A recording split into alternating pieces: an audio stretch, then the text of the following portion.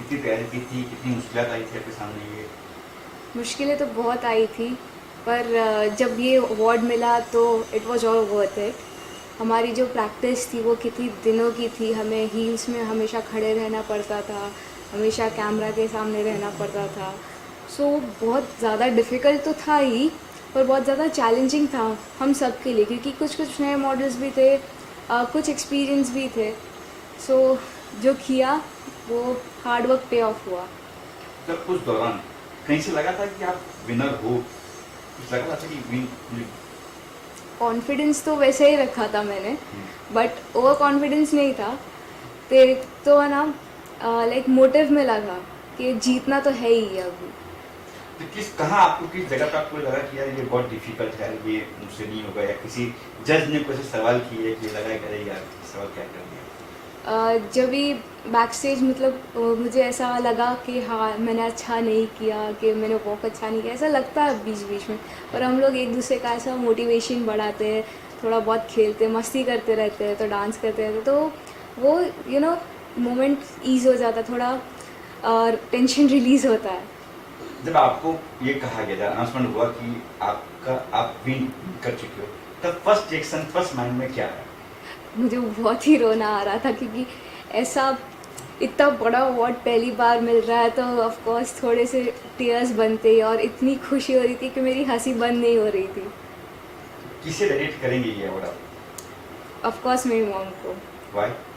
क्योंकि मेरे जितने भी चीज़ें आज तक मैंने की है, मेरे हर हर सिचुएशन में, हर जितने भी अचीवमेंट है, मेरी मॉम हमेशा मेरे साथ रही। जैसे बोलते हैं ना, बैक सपोर्ट है मेरा वो। तो मुझे और भी कुछ अवार्ड दिखाई दे रहे हैं, कहीं अवार्ड और भी मिले हैं, बताएं उस अवार्ड के बारे में। मुझे यहाँ पे नारी शक्ति का अवार्ड मिला गया है, दादा साहेब फाल्के का अवार्ड मिला गया है, और भी बहुत सारे अवार्ड्स हैं। तो स्पेशली मैं नारी शक्ति का अवार्ड मुझे बहुत पसंद है, क्योंकि कोई एटलीस्ट अप्रिशिएट कर रहा है एफर्ट्स को, कोई हमें रिकग्नाइजेशन दे रहा है। तो इस क्राउन के बाद, इस ताज के बाद, अब आपकी जिम्मेदारी और बढ़ चुकी है, क्या करना है, क्या क्या प्लान से क्या? प्लान्स तो मेरे ये है कि आगे अभी इंडिया को रिप्रेजेंट करना है, इंडिया को ऐसे जगह पे लेके जाना है कि पूरा वर्ल्ड देखे कि लाइक हाँ, इंडिया के लोग भी ये सब चीज़ें कर सकते हैं, और जितनों की हेल्प कर सकती हूँ मैं उतनों की करूँगी, और बहुत सारी मॉडल्स के लिए इंस्पिरेशन बनना है मुझे। आपने हेल्थ की बात की, तो ये पिछले जो लास्ट 18 मंथ जो गए कोरोना काल के लॉकडाउन में, क्या क्या मदद की आपने, क्या कुछ किया? मुझसे जितना बन पड़ा है मैंने किया है, अगर पैसों से नहीं तो वॉलेंटियर करके मैंने लोगों को खाना डिस्ट्रीब्यूट किया है, लोगों को अगर राशन कम पड़ता है तो वो दिया है। और सिद्धिविनायक के बाहर हम लोग हर संडे जाते थे, बिस्किट्स देते थे लोगों को, पानी देते थे। कुछ बच्चों को नहीं मिल पाता था वो सब, तो हम लोग उनको खेलने के लिए टॉयज़ वगैरह देते थे। तो ये सब हम लोग करते थे, क्योंकि किसी के फेस पे स्माइल देना, इससे बड़ा बात क्या होगा। सर नुआ जी, आप क्या कहेंगे इस बेसिकली इनको जो क्राउन करना है, आप क्या कहेंगे, किस तरह जुड़े आप, कैसे मोटिवेट करेंगे उनको? मैं यहाँ पे जेनिफर को मुबारकबादी देने आई हूँ। ये सुन के बहुत अच्छा लगा, बहुत खुशी हुई कि इतनी छोटी एज में उसने इतने सारे अवार्ड्स लिए, इतना अचीव किया लाइफ में, और सोशल वर्क में भी कभी पीछे नहीं हटती है। वो हमेशा ऑन बोर्ड रहती है, बस कॉल करो और वो हाजिर ऐसे है।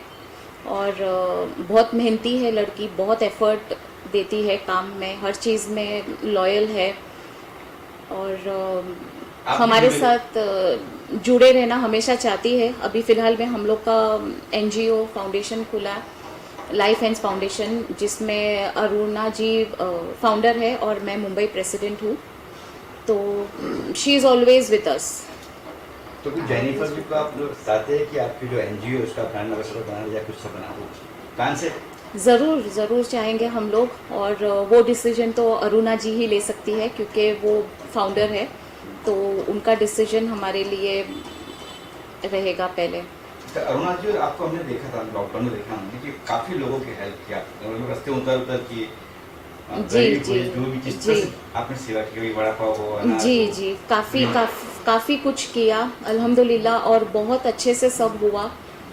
कि जब भी अरुणा जी बोलते थे कि ये सब करना है तो मैं जाती थी, और हम लोग साथ मिलके कोई ना कोई हमारा एक ग्रुप, एक टीम बन के हम लोग ने काफ़ी बहुत लोगों को, बच्चों को खाना बांटा है, स्लम में जाके मालोनी में बुक्स दिए हैं, वड़ा पाव दिया रिक्शे वालों को, बहुत जगह पे, लोखंडवाला में, हर जगह पे मैंने पर्सनली जाके मालोनी एरिया में 20 किन्नरों को एक महीने का इंडिविजुअल को राशन दिया, और चाहूँगी कि आगे भी और ज़्यादा करें, जितना हो सकेगा उतना करेंगे। सर, दोनों के सवाल है कि लॉकडाउन में जब ये कोरोना काल चला था तो आप लोग जैसे आपने भी हेल्प किया, आपने का हेल्प की, कहीं डर था कि कहीं कोरोना मुझे ना हो जाए, कुछ ना हो जाए? नहीं, प्रिकॉशन लेते थे आप लोग? कभी नहीं वो सोचकर ही नहीं निकलते थे घर से कि अगर हमें कुछ हो गया तो, क्योंकि अगर यही सोच के हम लोग घर में बैठेंगे तो फिर वो लोग को कौन देखेगा, तो किसी ना किसी को तो आगे बढ़ना है। और मैं चाहूँगी कि ऐसे हमारे साथ और लोग जुड़े कि जिनको हमारी ज़रूरत है तो और ज़्यादा वो सिक्योर हो जाए कि हाँ, उनको देखने वाला भी कोई है। डर नहीं था, बट हाँ, हमने सारे सेफ्टी गाइडलाइन सब चीज़ें फॉलो अच्छे से किया, क्योंकि हमारे तरफ से भी किसी और को ये स्प्रेड ना हो, किसी और को मतलब हमारे वजह से ट्रबल ना हो। बट डर तो इस चीज़ का कभी नहीं लगा था, क्योंकि जैसे सोल्जर्स हमारी इतनी हिफाजत करते हैं तो हमारा भी कुछ ड्यूटी बनता है कि हम भी जितने हमारे सराउंड में लोग हैं उनकी हेल्प करें। तो कहाँ तक कोई एरिया स्पेसिफिक आपने किया था आप लोगों ने कि कुछ कि यहीं तक बांटे, जैसे जेनिफर का काजा पे गए थे सिद्धनगर, आप भी किसी एरिया डिपेंड था कुछ कहीं पे? कहीं पे भी, कहाँ पे भी किसी का भी कॉल आ जाए कि यहाँ पे किसी को राशन चाहिए या कपड़े चाहिए, बर्तन चाहिए, या अभी जो साइक्लोन आया था वहाँ पे भी अरुणा जी ने काफ़ी कुछ भेजा बाई ट्रक।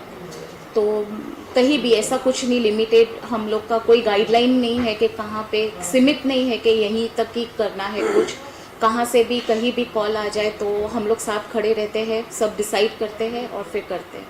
आखिर में क्या कुछ कहना चाहिए लोगों से, जेनिफर, पहले आपसे कि जो यंग लड़कियां हैं जो चाहती है इस फील्ड में आना, लेकिन कई बार ऐसा होता है कि लोग कहते हैं कि मुंबई में जाओगी लड़कियां इस काफ़ी होता है, उन्हें क्या कहते? मैं उनको यही कहना चाहूँगी कि हर सिक्के के दो पहलू होते हैं, कभी कभी चीज़ें बुरी भी होती है, कभी कभी अच्छी भी होती है, तो बुरी चीज़ों को पीछे छोड़ के अच्छी चीज़ों पे फोकस करना चाहिए।